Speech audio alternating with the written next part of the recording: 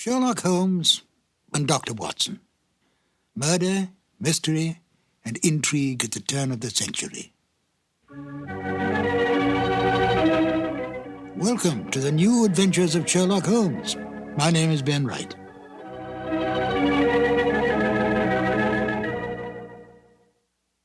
Sherlock Holmes, the most brilliant mind in crime detection, is without peer. He has more than stood the test of time. He has become an institution, a myth, the best of the best. But he was deeply human. He seemed a man possessed, focusing all his energies on crime detection. Yet he could be humbled by his own mistakes and was deeply attached to his friendship with Dr. Watson.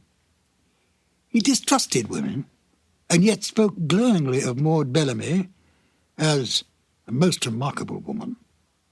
And of Irene Adler, she was to him the woman. A man of almost manic depressive nature, he could be brilliant beyond belief, and yet turn quickly to cocaine when his depression reached deeply into his inner being. With an almost photographic memory, he could recall some small detail in a long-forgotten unsolved case, and then use it to solve one on which he was presently working.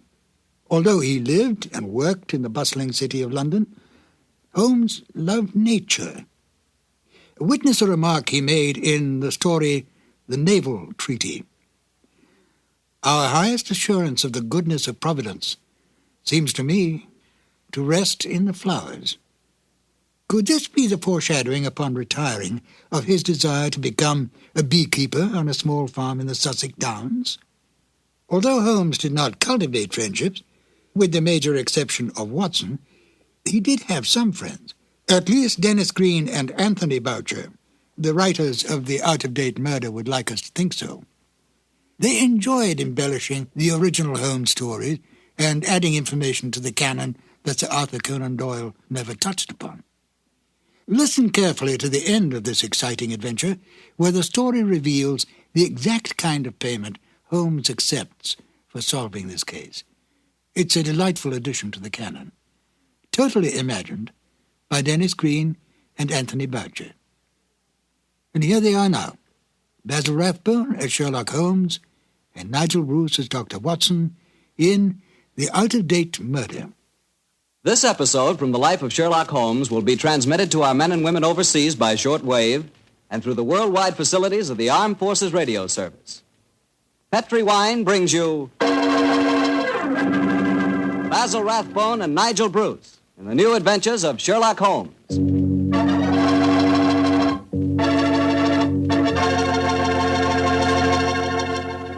The Petri family, the family that took time to bring you good wine, invites you to listen to Dr. Watson tell us another exciting story about his old friend, that master detective, Sherlock Holmes.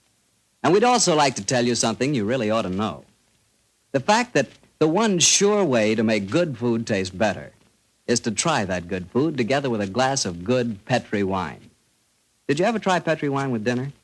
No kidding, that's one bandwagon you sure want to hop on. Take, for instance, a deep red, hearty Petri California Burgundy. Wait till you taste that Petri Burgundy with, let's say, a delicious old-fashioned beef stew. Or maybe try a glass with spaghetti. I'm telling you, when you add the luscious flavor of that Petri Burgundy to the flavor of your favorite foods, you're really living. You're finding out for the first time what good eating really means, on the level. So better keep a bottle of that Petri Burgundy right on the dining room table. And never forget, the best friend a good meal ever had is a glass of Petri wine.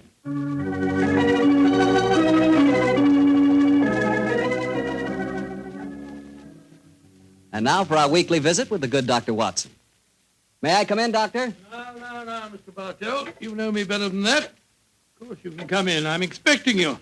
I always look forward to these Monday evenings together, you know. Me too, Doctor.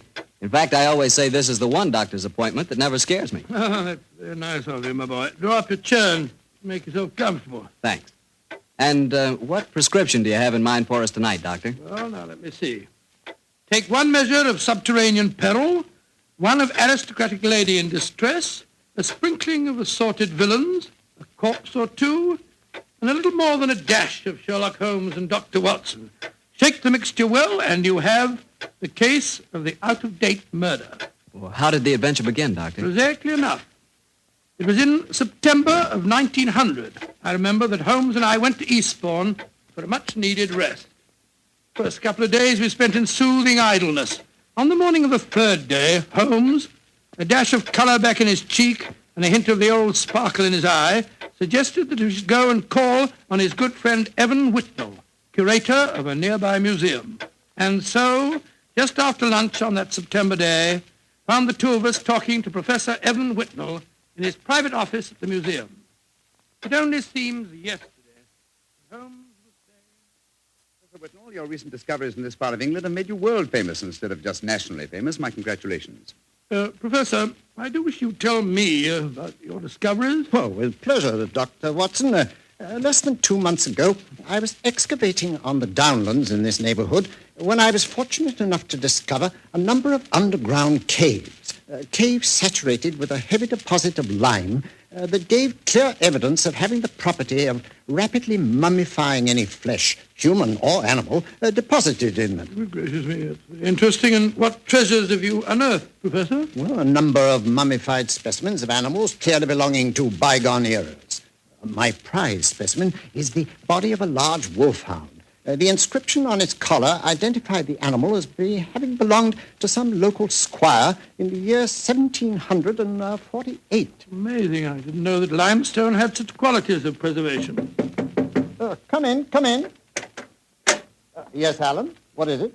It's Lady Clavering, Professor. She asked me to tell you that she was in the museum. Oh, yes. Show her up here, will you, Alan? Very good, sir. Yes, I'm most anxious for you both to meet her, and she, in turn, is even more anxious to meet you. Now, I dined with her last night, and when I told her that you were coming here today, she insisted on meeting you. Whitnell, you scoundrel, there's a twinkle in your eye. I suspect that Lady Clavering is here to consult me in my professional capacity, and that you engineered the meeting. Well, perhaps I might have dropped a hint. No, I warn you, Professor, Holmes can't become involved with another case. He's completely run down. Well, don't worry, Doctor. All that Lady Clavering requires is a little advice. Advice? Oh, that's a different matter altogether. Yes, sir. I knew you wouldn't mind, Holmes. Helena, my dear, there you are. Come along in. Thank you, Alan. Allow me to introduce Lady Clavering, Mr. Sherlock Holmes and Dr. Watson. How do you do, How are Clavering? you, gentlemen? Now, here you are, my dear. Sit down here. And I may as well tell you, Helena, that our little plot has already been discovered. Oh, dear. And I was just getting ready to exert all my feminine wiles in an attempt to persuade you to help me, Mr. Holmes. Oh, I'm certain that he found you utterly irresistible, my dear Lady Clavering. You flatter me, Doctor. No, I mean it. The professor tells me that you're in need of a little advice, Lady Clavering. Yes, Mr. Holmes. I'll put my question simply. 5 years ago, my husband, Sir George Clavering, left me. Left you? Gracious me, how stupid of him. I haven't seen or heard tell of him since. I now wish to remarry. But, of course, I couldn't do that without having my husband declared legally dead. My dear Lady Clavering, I can't help feeling that a lawyer is the proper man to consult, not a detective. Perhaps you're suggesting that there was foul play in connection with your husband's disappearance. Oh, no, Dr. Watson. The Claverings are a strange family, self-willed and headstrong. George and I were not happy together. I think he disappeared deliberately. You reported his disappearance to the police, of course. Oh, yes, Mr. Holmes. But they've never been able to trace him. This kind of thing has happened in the family before, Holmes. Tell them about Sir Nigel, Helena. Well, he was one of my husband's ancestors. He walked out one day in 1777 and was never seen again. Extraordinary family, always disappearing. George knew of the legend, and he often threatened to do the same thing himself. But your problem, Lady Clavering, is not that of your husband's fate, but rather of your own freedom. Yes, Mr. Holmes. Well, I'm afraid my advice can be of little consolation to you. The law has specified a number of years that must elapse before anyone disappearing can be declared legally dead. I would suggest that you possess your soul in patience until that period has elapsed. Oh, dear. And I was hoping you'd be able to think of some terribly clever way of getting round the law, Mr. Holmes. Lady Clavering, sometimes perhaps my methods may be unorthodox, but I assure you that getting around the law, as you put it, is a procedure I do not indulge in. Oh, dear me, now I've offended you, Mr. Holmes. And it's the last thing on earth I meant to do, I assure you. My friend's a little touchy about matters concerning his professional honor, you know, Lady Clavering. Oh, nonsense, my dear Watson. I'm not touchy and I'm not offended. And now, may I suggest we all examine the professor's latest treasures, and after that, perhaps he'll take us for a stroll on the downs. I'm most anxious to examine those lime pits of his.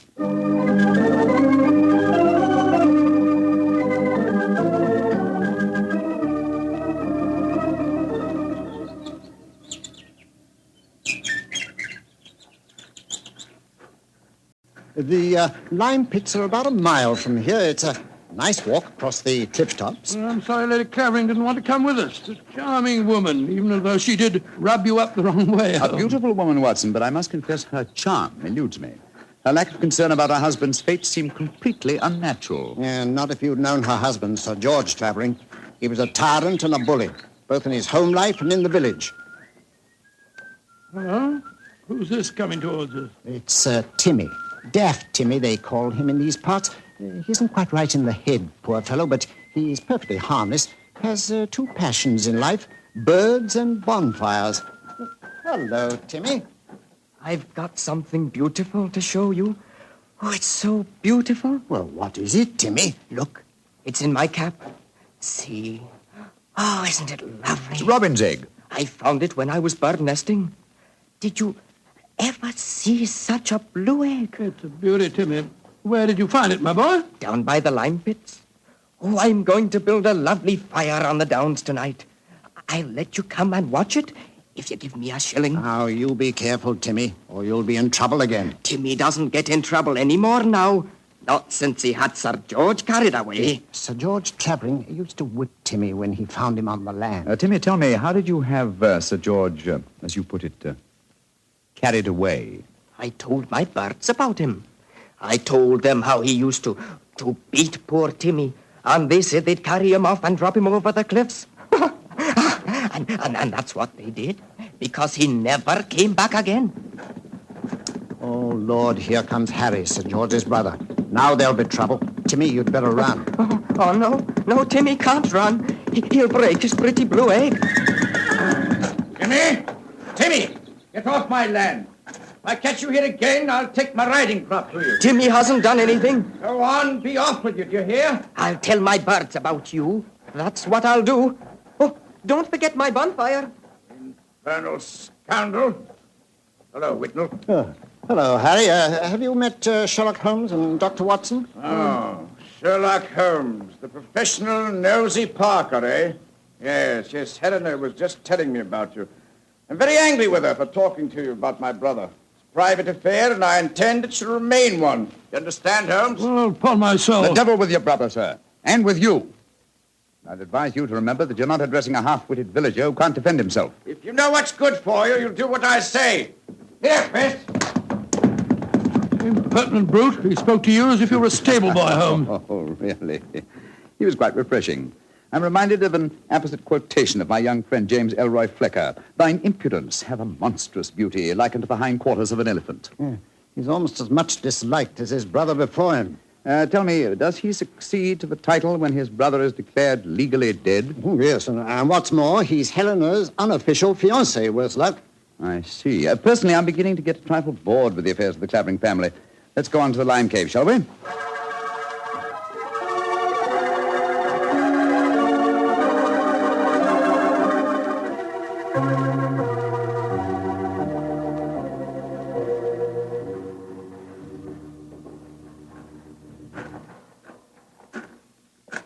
These caves are amazing. We must be 50 feet below the level of the ground, aren't we, Whitnell? Well, more than that, I should say. Rock formation is most unusual, a series of caves connected by a veritable honeycomb of tunneling. Yes.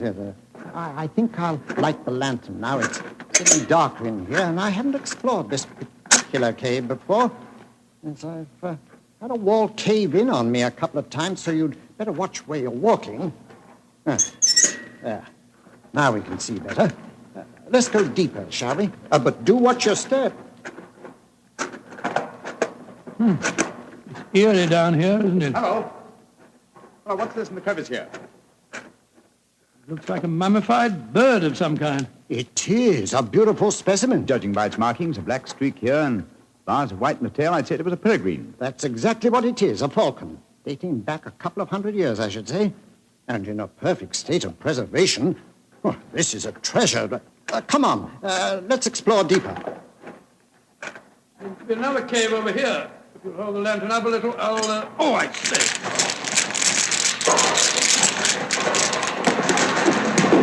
Good Lord, the whole wall's collapsed. Watson, you're not hurt, are you? No, Holmes. I'm all right. Why, you've unearthed another cave, Dr. Watson. Let's go in. I think we can just manage to crawl through. Great Scott, I don't believe my eyes. Magnificent. Whitnell, this is a treasure indeed. A perfectly preserved body dressed in 18th century costume, powdered wig and all. Yes, and there's no mistaking who it is. Look at that typical beak profile. It's a Clavering, and it isn't hard to identify which one. By George, you mean the one that Lady Helena told us about this afternoon? Exactly. Without doubt, this is the body of Sir Nigel Clavering, who disappeared in 1777. Let's search his pockets. We might find some identification. Well, here's a snuff box of the period, and some coins. Yes, the inscription of George III is still visible on them. Hello, here's his diary. This is unbelievable. What are you up to, Holmes? We're examining the body, Watson. This man was murdered. Murdered? With this wound just above the heart. Obviously inflicted with a sharp instrument, probably a dagger. This is interesting. An entirely new experience for me. The opportunity of solving an unsuspected murder committed well over 100 years ago. Glance through that diary, Watson, will you, old chap? Let's see if the poor devil suspected his fate. Rather hard to read. All the S's look like F's. Peculiarity of the 18th century writing. They are saying, I suppose that means saying, they are saying in the coffee houses that my brother Harry hath been coveting my wife. But this is amazing, Holmes. See how history repeats itself. It's an exact parallel of the situation existing today. Harry is coveting his brother's wife, Helena, and Sir George has not been seen for 5 years. What an extraordinary coincidence. If it were one. As it is, it's one of the most ingenious frauds I've ever seen. The clothing appears authentic, so do the coins and the faded ink, the paper of the diary, and due to the peculiar mummification of the body, it would be almost impossible to say how long it's been here. Nevertheless, I am convinced that this is a recent corpse, and undoubtedly that of Sir George Clavering. Well, what makes you so sure, Holmes? Writing in the diary. 18th century used an S that looked like an F, it is true, but never at the end of a word. You will recall, Watson, that you were reading H-A-F, half, for H-A-S, has. That's perfectly true, I was. Well, that would be incorrect in genuine 18th century writing. No, obviously, this is an extremely clever attempt to disguise the comparatively recent murder of Sir George Clavering. It's incredible, Holmes. And yet I believe you're right. I'm sure of it. Well, what are you going to do about it? You and I, old chap, will mount guard over the body. You, my dear Whitnell, if you don't mind, will be good enough to go and fetch the police.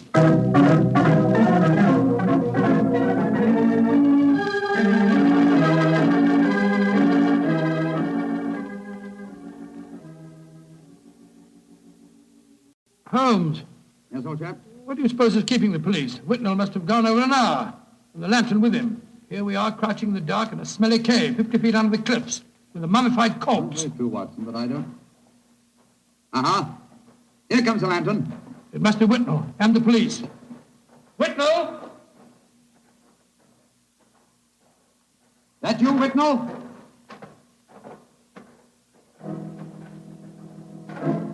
That lantern's blinding me.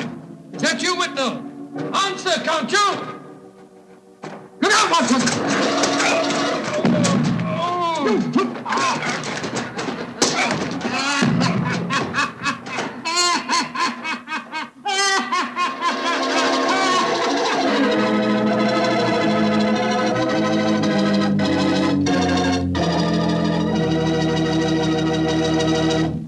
Dr. Watson's story will continue in just a second. And I'm going to take that second to ask you what you think of when I say good food. When you say good food to me, I can see myself really going down on a piece of fried chicken, but really fried, you know, crisp and sort of a light brown. And when I see that chicken, I sure want to see some Petri California Sauterne. Because, believe me, Petri Sauterne is a white wine that's the wine for chicken. That Petri Sauterne has a delicate kind of flavor. Delicate like its pale gold color. But what a flavor, and what a wine. If you want a swell white wine, you certainly want Petri Sauterne. Try it and see.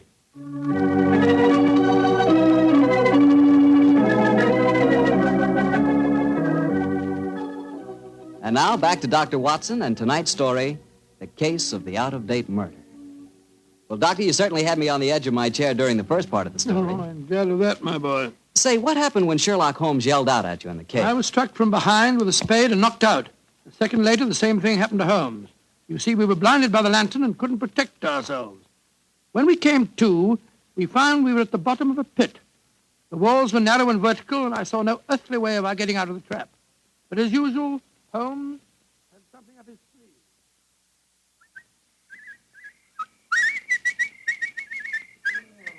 Oh, my head's throbbing.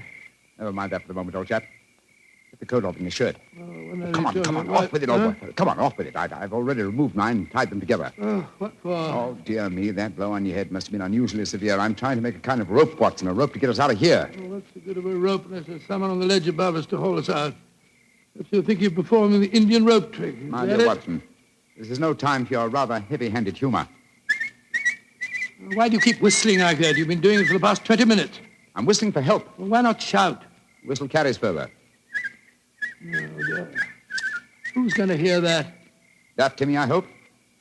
Remember, he was having a bonfire on the cliff tops tonight. My whistle is that of a nightingale, a song unheard in Sussex at this time of the year. If he does answer it, I'm sure it'll bring him down here. Well, I hope you're right. Seems to me that Whitnell and the police will never find us here. We shall mummify, just as the filthy murderer intended us to. Courage, Watson, I'm sure... It's worked! It's Timmy! Cutting a burning log. We're down here, Timmy! Nightingale, pretty birdie, what are you doing down there? Timmy! I've tied these clothes together to make a rope. I'm going to throw them up. You ready? Catch. Hey. Good. He's caught it. Now, Timmy, lower it to us. Oh, I shouldn't do this. They'll whip me. No. Nobody will whip you, Timmy. And we both want to give you a shilling to come up and see your bonfire. Oh, that's different. 2 shiny shillings. I'll lower the rope. Here it comes. That's it. All right, now then. You first. All right, Timmy, pull away. Here I go.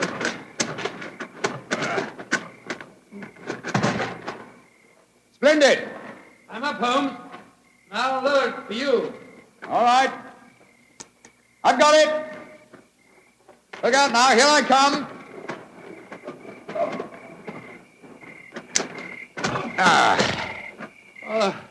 Thank goodness we got out of that place all right. I don't see the nightingale. Oh, you must have him inside your coat. Well, never mind. We'll all go up to my bonfire and get warm. It's such a pretty bonfire.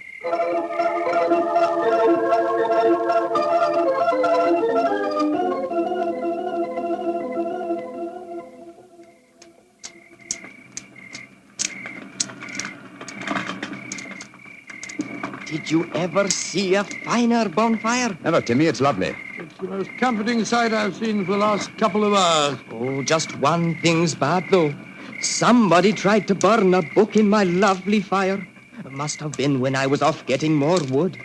I found it when I came back, and I pulled it out of the fire and stamped on it. See, here it is. Let's have a look.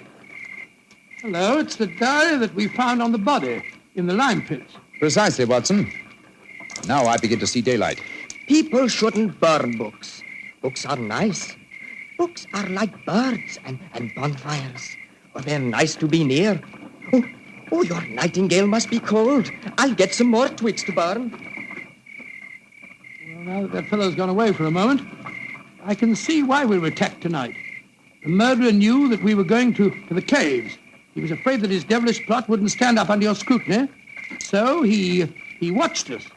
When we discovered the body and sent Whitnell off for the police, he knew that he'd got to get rid of us. And who do you think that somebody is, old fellow? Well, that's easy. There's only one person strong enough to have knocked us both out and shifted our bodies. The dead Sir George's brother, Harry Clavering. I think not, old fellow. Didn't you observe as we entered the caves that pickaxes and wheelbarrows were much in evidence? Yes, that's right. They were, of course. Strength was not required under the circumstances. We were extremely vulnerable in the darkness. Any man with a modicum of cunning could have disposed of us, or any woman, for that matter. Good Lord, you're not suggesting that... Watson! Oh, Whitnell! Why, thank heaven you're safe. Why, I've had the police with me for the last hour, but we couldn't find you. You went where I left you. True. Whitnell, I want you and the police to take me to Lady Clavering's house at once. After that, I wish to lodge information and make a charge of assault and possibly a charge of murder.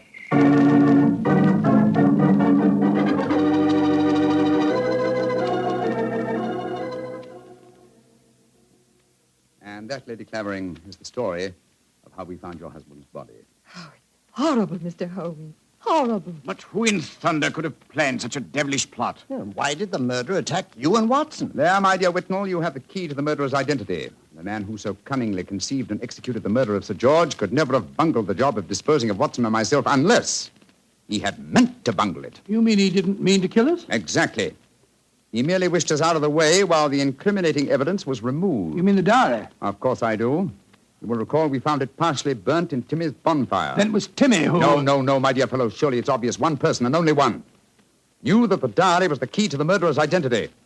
The man who was present when we discovered it and detected the fraud. Great Scott, Professor Whitnell. Whitnell, you murdered my brother. Evan. Evan, you. Oh, no. I did it because I love you, Helena. All these years has been nothing in my life that meant anything but you. How could you? I thought that if George were out of the way, I could make you care for me. And when I realized that you loved Harry, I was mad with jealousy. And so I planned to conceal George's body forever. It was a clever plan. You said so yourself, Holmes. If it hadn't been for you, it would have worked. Yes, it was diabolically clever, Whitnell, but I'm afraid that no amount of cleverness now can prevent you from paying for your crime. Sir George, I suggest that you instruct the police to come in. Our work is done.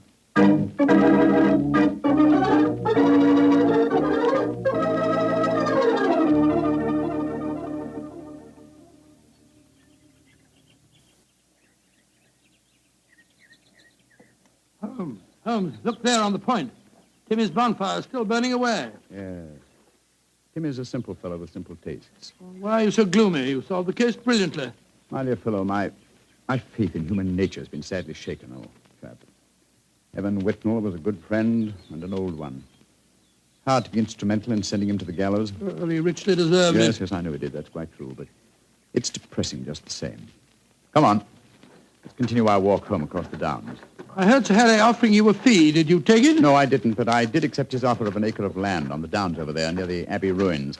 You can see them silhouetted against the sky. An acre of land? What on earth would you do with that? Well, when I retire, and I shall retire soon, I've often thought of bee farming.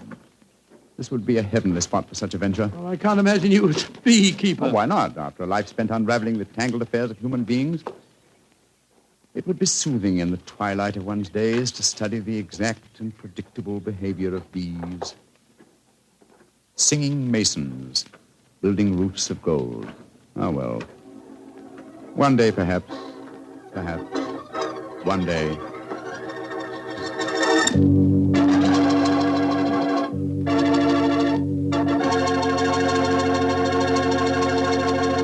Well, Doctor, that was a swell story.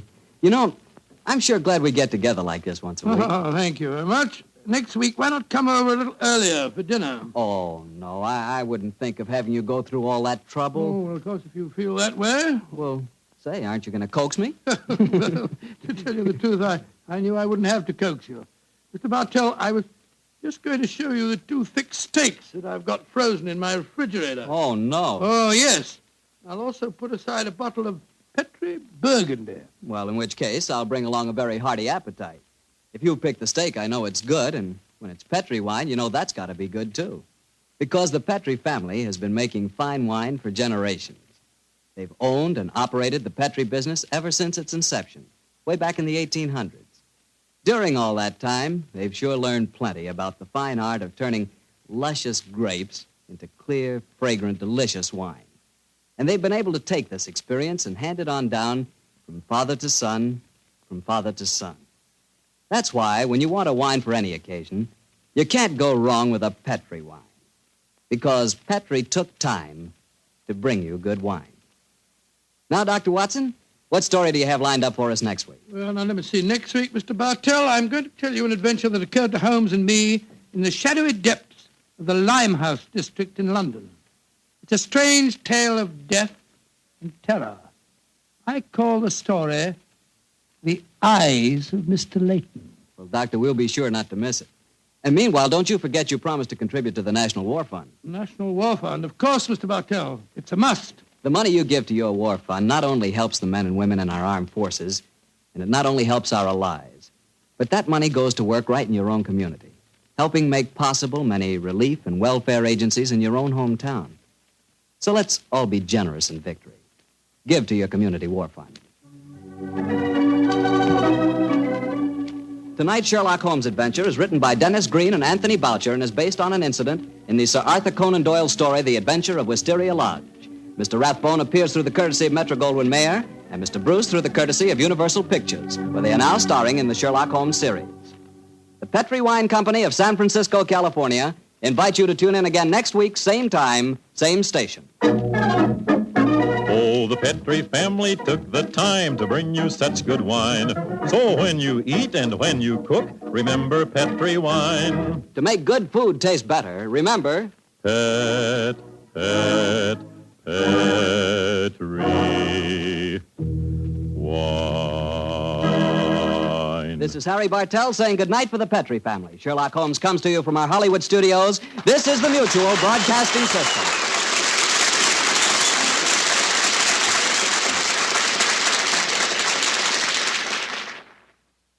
Sir Arthur Conan Doyle never revealed how Holmes came to own his bee farm on the Sussex Downs.